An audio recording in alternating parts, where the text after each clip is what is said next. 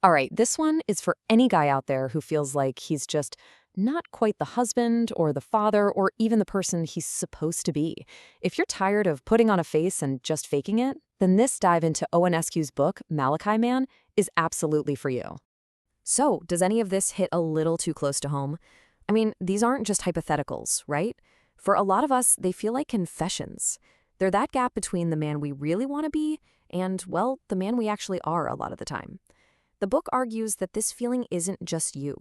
It's a really common struggle, and it points to something much deeper going on.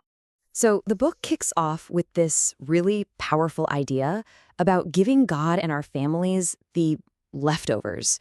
The author calls it the scandal of scraps. Think about it. We pour our best, most creative, most focused energy into our jobs, our hobbies, you name it, and then we walk in the door at the end of the day, totally drained, and give whatever's left to the people who are supposed to matter the most. And you can see the contrast right here. I mean, it's pretty stark. On the left, you've got that leftovers life. Your attention is distracted, your energy is exhausted, you're just going through the motions. But on the right, that's the first fruits way of living. You're fully present, you're giving your best energy, and you have this wholehearted devotion. It's like giving your job the prime rib and then hoping your family is happy with the cold scraps. This verse just nails the point, doesn't it? In the book of Malachi, people were getting called out for giving God their worthless sacrifices, their sick and lame animals. And God's response is basically this question: would you dare give that to your boss, to someone you were trying to impress? No way. So why do we think it's okay to offer less than our absolute best to our family and to our faith? And this whole idea of offering our best, it goes way beyond just our time and energy. It applies directly to the promises we make. The next big thing Malachi confronts is marriage, and it frames it not as just some agreement, but as something way deeper, way more serious, a covenant. And listen, this difference is absolutely crucial. A contract is transactional. It's I'll do my part if you do yours. If someone drops the ball, the deal's off.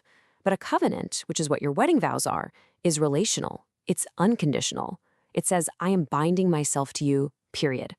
There's no fine print, no escape clause for when things get really, really hard. Okay, so if it's an unbreakable covenant, what actually breaks it? The book points to these three things it calls slow poisons. First up is contempt. That's the eye rolling, the sarcasm, that look of disdain that just screams you're not even worth my respect. Then there's stonewalling, when you just shut down, you emotionally check out. And finally, good old-fashioned selfishness, just constantly putting your own needs first. The author says these are the things that quietly eat away at a marriage from the inside. Now, the book offers this incredibly powerful shift in mindset. In any argument, the goal can't be to win against your wife, because the second you win, the marriage loses. The shift is to start seeing the problem as the enemy, and you and her, you're a team, fighting together for the health of your relationship. That's a game changer. Just like we're called to honor the covenant of marriage, we're also called to honor a relationship with our kids. And the book of Malachi literally ends with this urgent call for the hearts of fathers to turn towards their children. But the author highlights this painful modern trap.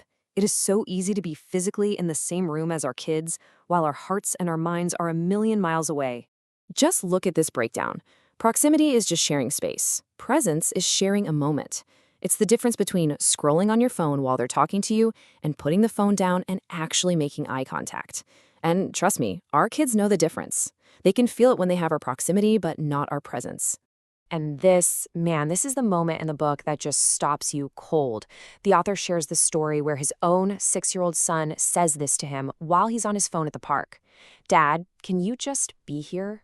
It is a total gut punch reminder of what our kids are really, truly asking for. It's not our money, it's not our gifts, it's our focused, undivided attention.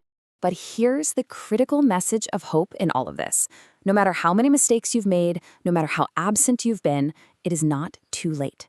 That prophecy in Malachi isn't a final condemnation, it's an invitation.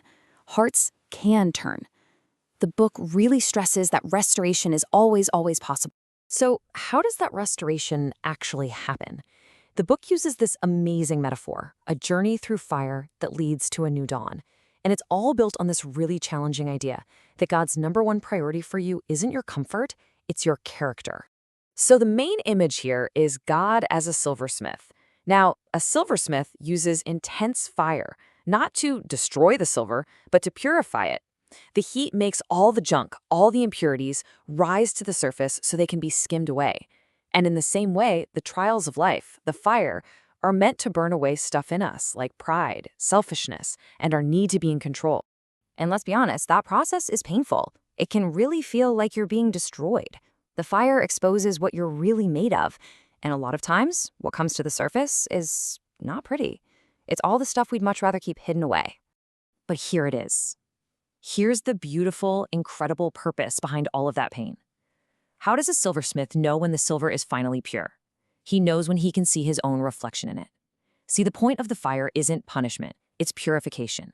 And God keeps us in it until he can see his own character reflected back at him. And this is the promise that follows the fire. For those who hang in there, who cooperate with that refining process, the night does not last forever. The dawn comes. And it doesn't just bring relief, it rises with healing. It's not just about surviving, it's about true restoration and renewal. And this is the end goal. This is the man who walks out of that fire. He's not a perfect man, but he's a purified one. He's a man whose word you can trust, a man who leads with a gentle kind of strength, a man who's generous, whose heart is open and fully engaged with the people that he loves. It's about finally becoming the man you were always created to be. So we've walked through the core ideas from the Malachi Man. But look, information by itself doesn't change anything. The only question that really matters now is, what's next for you? Thinking about all of this, the leftovers, the covenant, your presence, the fire, what is the one small step you're going to take, maybe even this week, to start becoming that man?